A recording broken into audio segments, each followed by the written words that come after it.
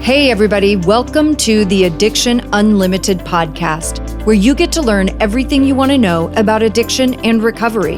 I'm your host, Angela Pugh, co-founder of Kansas City Recovery, life coach, and recovering alcoholic.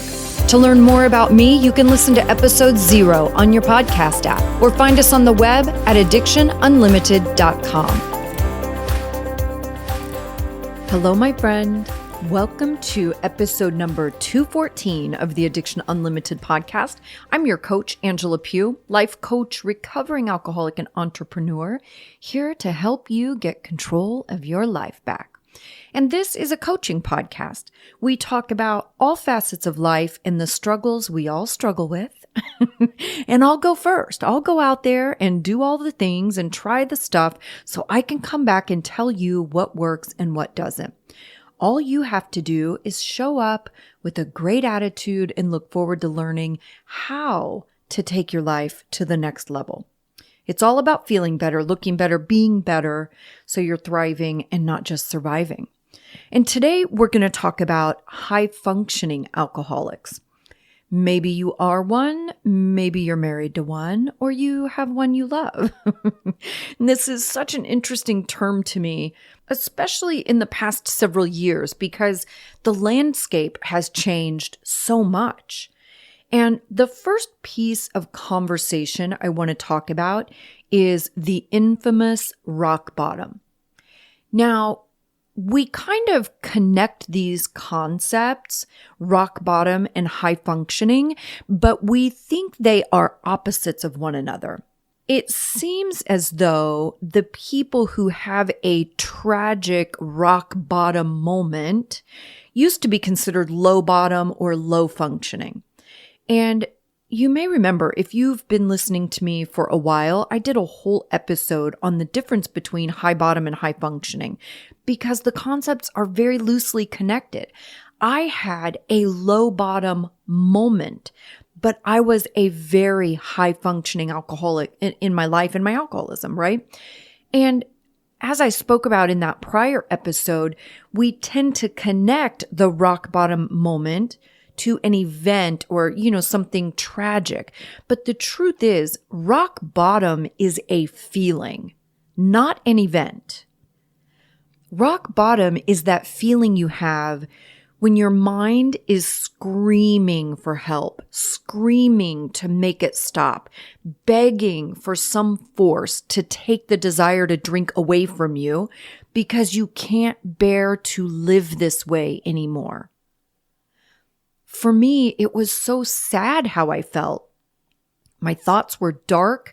I hated myself. I hated my life. I lied to everyone. Every thought I had was full of negativity and judgment and disdain for everything. My body hurt. My heart hurt. That's rock bottom. It's not DUIs and car crashes and getting kicked out of the house and losing everything. Rock bottom isn't what happens to you. It's how you feel when you get to that place that you just can't go on living the same way for another moment. And it doesn't matter what the thing is either. Alcohol, divorce, weight, illness. We will all have many rock bottoms in many different areas of our lives over the years. So I want to share this statistic with you about alcohol use disorders. By the way, in the professional and diagnostic world, we call alcoholism alcohol use disorders, AUDs. That is the diagnostic term, the new fancy term these days. So I love this stat because I feel like people are surprised. People say this to me all the time. When you book a call with me or, you're doing coaching with me, people all the time are like, I'm so high functioning, but I'm high functioning, but I'm high functioning. Like high functioning in your life makes you less of an alcoholic. Those are the thoughts that people connect. If you're high functioning, you're not as bad of an alcoholic. And that is entirely untrue, my friends.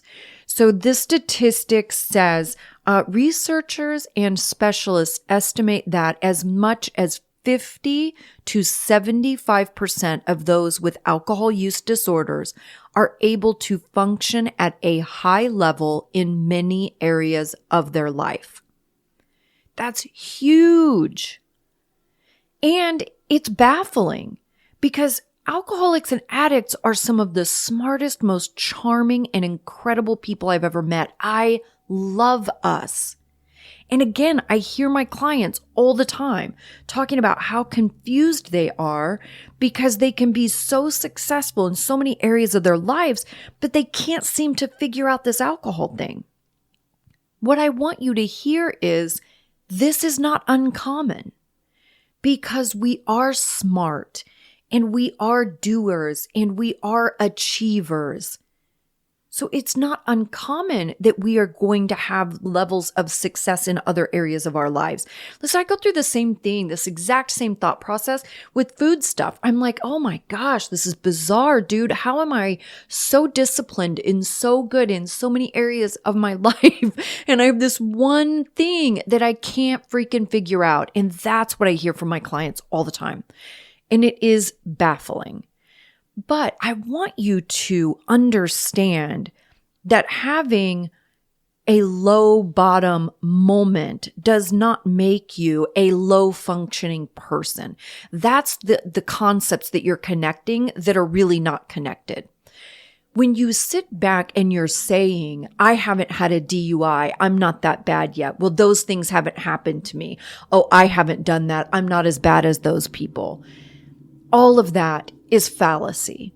It took me 14 years to get a DUI. 14 years of drinking and driving all the time, nearly every single day. Remember, I was a bartender. So drinking and driving was just life for me. Took me 14 years to get a DUI. That did not make me less of an alcoholic. And just like many of you, I had a beautiful life. I had a beautiful home, a beautiful car. I had money in my pocket. I was a very high functioning human being. That didn't make me less of an alcoholic. It didn't mean that I didn't need to stop, right? It just meant that I hadn't had any tragedy yet. And I really want you to hear this because you guys think that you can just keep going and you tell yourselves you're not as bad as those people, which is me. You're not as bad as me. So you can keep drinking. And the truth is, you will get to the place of tragedy. Nobody drinks forever without some type of tragedy, whatever that may be. It will happen. And listen, tragedy is a different thing to different people too.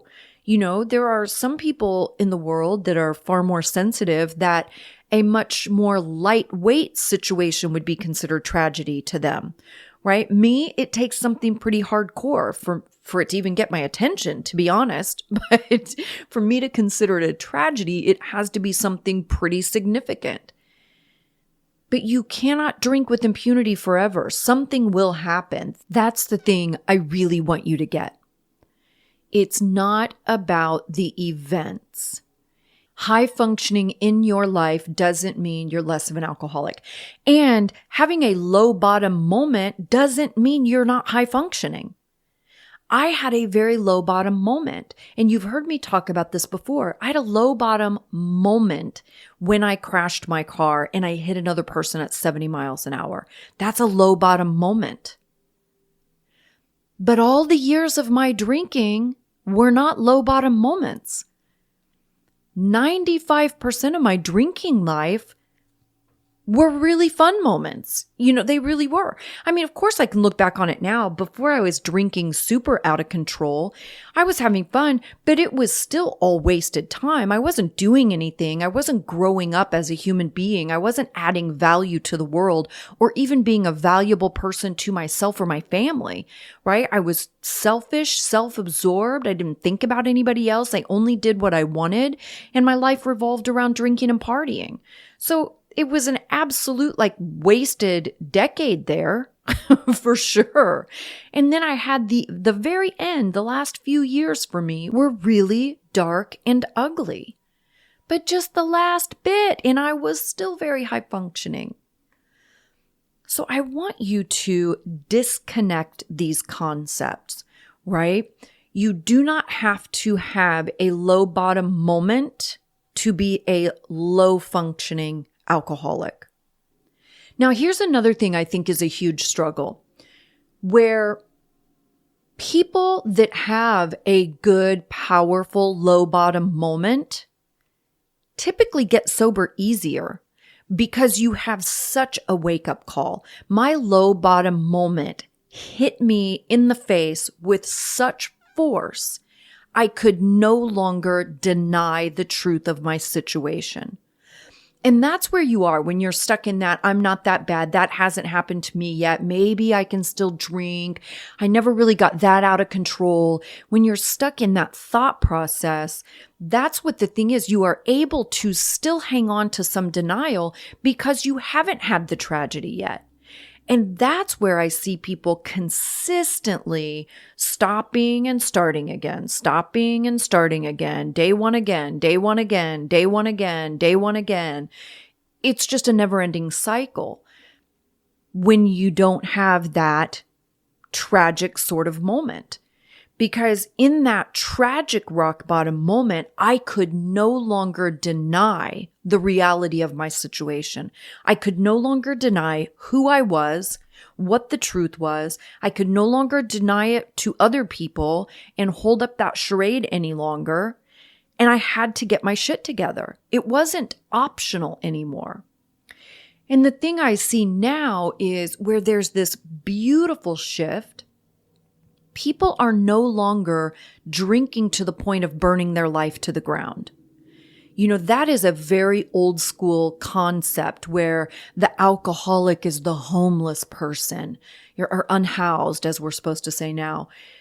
That is not the truth of the situation anymore. The truth of the situation is the majority of alcoholics look just like you and me. You would never know. You would have never guessed, even in my drunkest moments, you wouldn't have guessed I was an alcoholic because I was a very controlled person, even drunk. Alcoholics look like all of us. We're all alcoholics. We're just regular people roaming the planet. So the concept has shifted. Right? And in that concept shifting, where it's not the Skid Row drunk living on the street with nothing and no one, right? That's old school concept. Now we're almost, the majority of us are these high functioning, successful in life people. So you have to disconnect these thoughts of low bottom versus high functioning. You can still have a low bottom moment and be high functioning. It's not about the events. That's what I want you to hear. Now, let's talk about some behaviors of a high-functioning alcoholic. Here we go. Behaviors that may indicate someone has high-functioning alcoholism. Avoiding any critical input or feedback about your drinking patterns. Oh boy, I know you guys listen. I work with you one-on-one. I've been working with addicts and alcoholics for 100 years. I know we get super defensive. If anybody says anything about our drinking, we love to blow up and explode and gaslight the life out of them and tell them why it's all their fault. Blacking out from alcohol consumption. Listen, you may have heard me talk about this before. I don't like using blacking out as a criteria because I was a raging drunk and I wasn't a blackout drunk. I blacked out very few times in my whole alcoholic career. So I don't like using that. I mean, it's definitely something that happens more frequently for other people. It just wasn't part of my story. Next, concealing how much alcohol is consumed, such as drinking before or after an event, sneaking alcohol when you're at an event where alcohol isn't served, drinking by yourself, or hiding alcohol around the house. Now, I can relate to a lot of these. So, always drank before, for sure. Always drank after. I definitely would sneak alcohol when doing something. At the end, I would definitely sneak alcohol if I was doing something where alcohol wasn't served. I definitely drank by myself when I would get home at night. I wasn't ready to go to sleep. I would still have a couple of drinks. I didn't have to hide alcohol around the house because I lived alone, just me and my dogs. But I will tell you, I definitely, when I would go to parties and stuff where there were a lot of people, I would hide some alcohol. So when everybody else started running out, I always had some stashed because I was so scared to death to run out. That's not a normal relationship with alcohol, my friends. That's all I'm saying. Next, continuing to drink, even if it has caused or worsened physical or mental health problems. That's huge. Denial of a drinking problem because of a lack of severe consequences, such as missing days or showing up late for school or work. This is big. This is exactly what we're talking about, right? Denial of a drinking problem because of the lack of severe consequences. This is where you tell yourself, I'm high functioning. I don't have a low bottom moment, so I'm not that bad of an alcoholic. Total fallacy, my friends. Next, not fitting a predetermined image of an alcoholic, such as being able to maintain a well-groomed appearance. Again, going back to what I was just talking to a few minutes ago, you have this thing in your mind where the alcoholic is the homeless person living under the bridge drinking out of a brown paper bag. That's just not true. It's just not true. The majority of us look just like you and me. Next, drinking a large amount of alcohol and not appearing intoxicated. That was me for sure. Drinking at lunchtime during work. Drinking in situations that can be dangerous, such as before driving.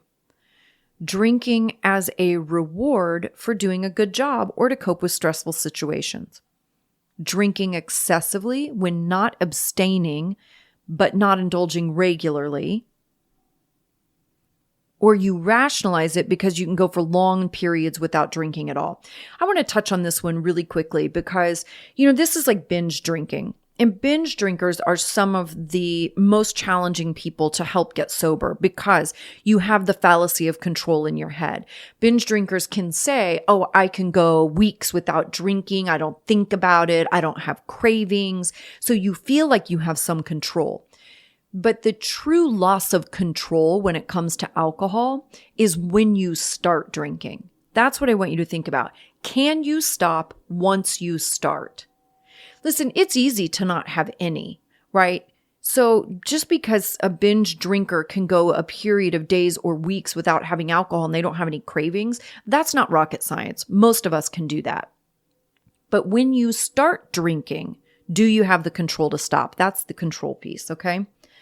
Experiencing cravings, strong urge or need to drink in specific situations. Feeling guilty or ashamed about being intoxicated or about the behaviors displayed while under the influence of alcohol. Feeling an overwhelming urge to finish drinks even if they're someone else's. Oh boy, I can relate to that too. Handling responsibilities well at home, school, and work in spite of drinking. Hiding alcohol consumption from coworkers, classmates, or family members. And this one kind of makes me chuckle because then we hide our sobriety from coworkers, classmates, or family members. It's those same behaviors.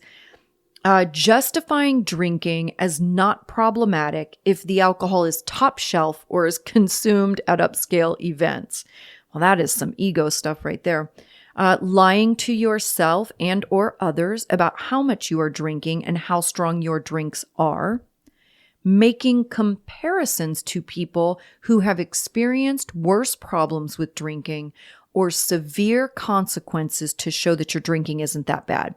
So that's what this whole episode is about, right? And how you rationalize that you're not as bad as the real alcoholics because you haven't had any DUIs and you still got your job and all those things. Not seeing excessive drinking, which may cause psychological distress, as a significant problem in performing tasks of daily life. Obsessing over when you can attain your next drink. Trying to control how much you drink. And the last one is remaining well known for doing an exceptional job at work or in school, despite excessive alcohol use, which may or may not cause problems in other areas or psychologically.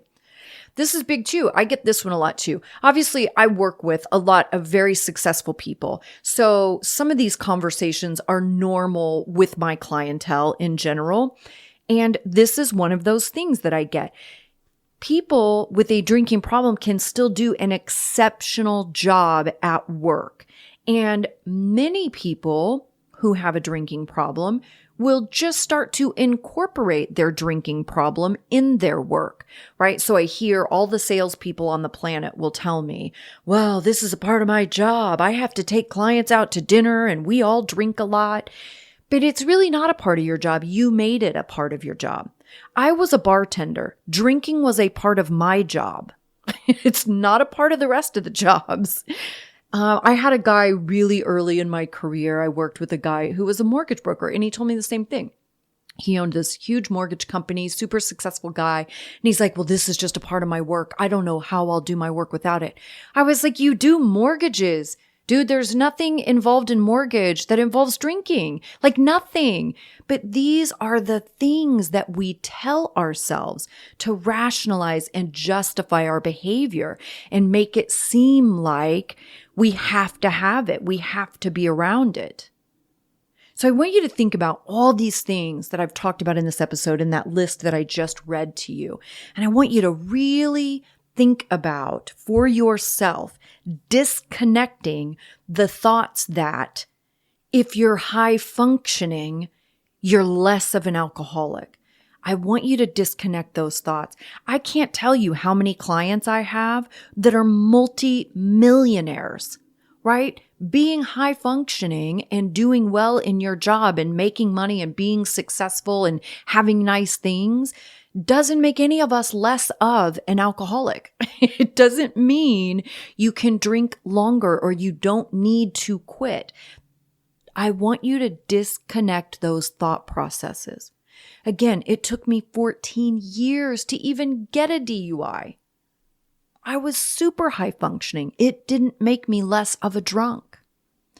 And if it's causing problems in your life, this is the other thing I want you to think about today.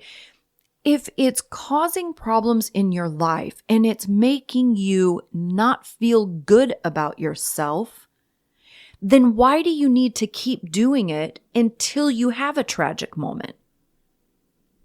Why isn't not feeling good about it yourself enough? Because a true rock bottom moment, again, is those feelings. Rock bottom is, I cannot stand to live like this for another moment.